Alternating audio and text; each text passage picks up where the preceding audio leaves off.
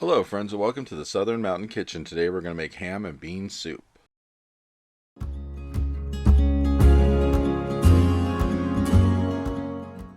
So what you see on my counter is what we're going to use to make this. It's not a lot of ingredients, and the best thing about this is it's a lot faster to make this than some other soups because we're actually going to use canned beans in this, which really it makes no difference if you cook the beans or if you use them out of the can. It's still going to have a great taste. And we're going to use some ham that if you had ham left over from Easter, Thanksgiving, or Christmas or anything, this is a great soup to make because of the fact that you already have the ham and you might as well put it to good use before it goes bad. And you're going to add a few vegetables to it and some chicken broth and all, and you're going to have such a great tasting thing. And it's just something that it's so easy to do that why not? It's better than opening a can of soup or something like that. This is just a great tasting meal. So we're going to go ahead and cut our ham into small pieces. Now I'm using anywhere from 1.5 cups to 2 cups of ham because if you're going to use up the ham, you might as well use it up well. Put it into the soup, give it a little bit of body to it to have a bunch of meat in it. And this is going to make it stretch even further if you have a larger family and you're making up this soup. I mean, you could do this for lunch one day or whatever, or even dinner.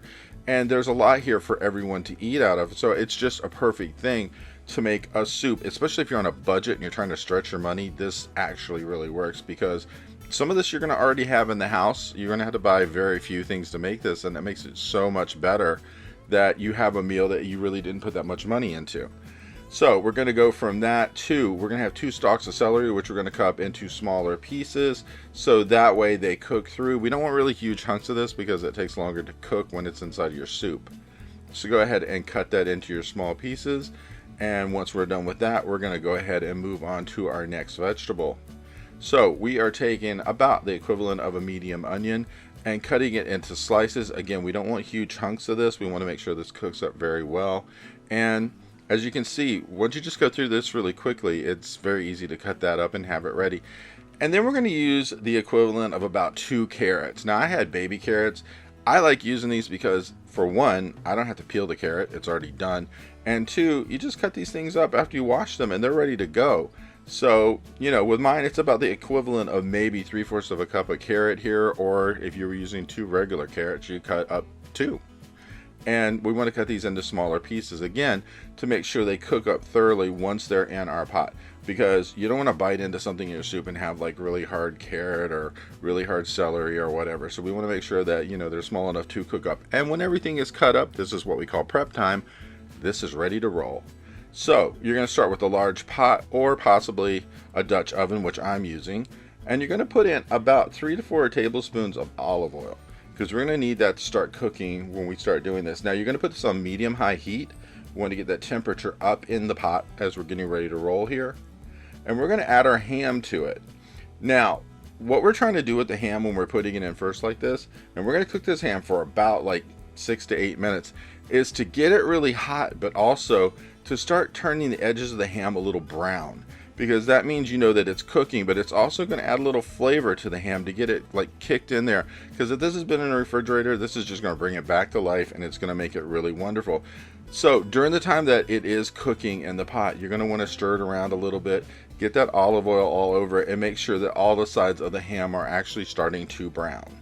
So just do this like every couple of minutes, turn it around, move it around, and make sure that you've gotten all your sides coated with the olive oil and they are browning.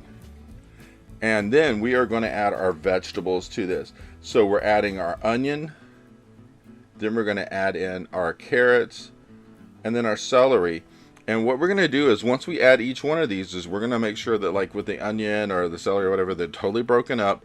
And we're going to just stir it into the ham as it goes in to make sure that it's getting mixed into the whole pot. Because as we have them in there, we want them to start cooking. So as you can see, my onion is in there and it's already mixed in and it's ready to roll. So I'm going to move on with the carrots. And then I'm going to stir them in a little bit. And as you're doing this, remember this is actually cooking the whole time on medium-high heat. So this is starting these vegetables to cook as well. And then your celery's in there.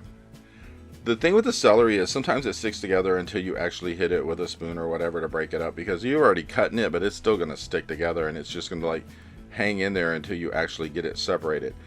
Then we're going to mix this through as with everything else. But like I said, we're going to let this cook for 6 to 8 minutes because we really want to make sure that everything in here is actually kind of softening up, cooking through, and getting ready. Now on top of this, we are going to add 1/2 teaspoon of salt. And we're going to mix that through. Now, being that we were adding this in, we probably already cooked this for a minute or so already to do this. So go ahead and let this go for at least up to 8 more minutes. Just let it go and do what it's got to do. And then we're going to stir it through some more to make sure everything is fine in there and everything is really mixed through and gone through. And you might want to check the vegetables to see if they softened up enough at that point because we want them to be. And then we're going to add 2 teaspoons of minced garlic. And then we're going to mix that through. Now the minced garlic is going to cook really quickly, so you really don't need it to sit there that long. And then we're going to add 2 tablespoons of tomato paste. And then we're going to mix that up. And what we're trying to do is get that tomato paste to mix through all of the vegetables and the ham as it's sitting there and start mixing in, because we don't want that lump sitting in place in the bottom and not getting mixed through.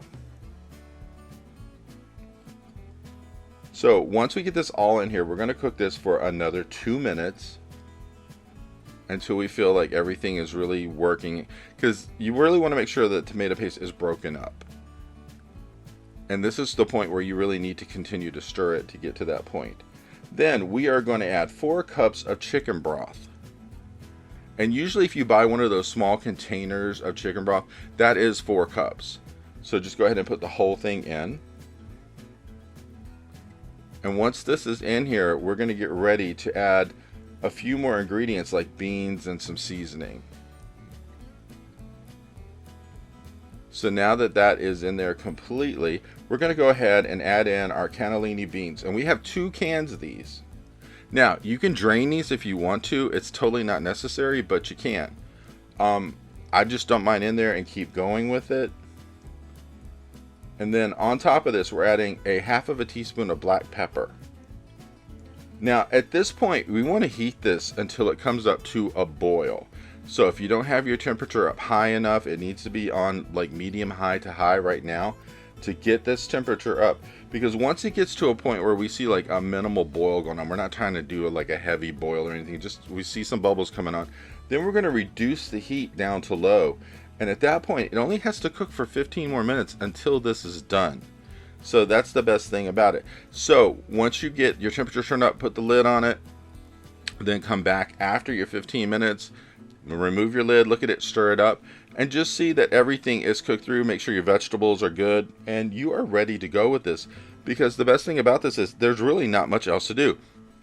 Now, if you want to, once you get this to this point, you could actually make up something to go with it. Like if you wanted to serve this with bread or cornbread even, or something like that, you could go ahead and throw some of that together while this is sitting and waiting to go.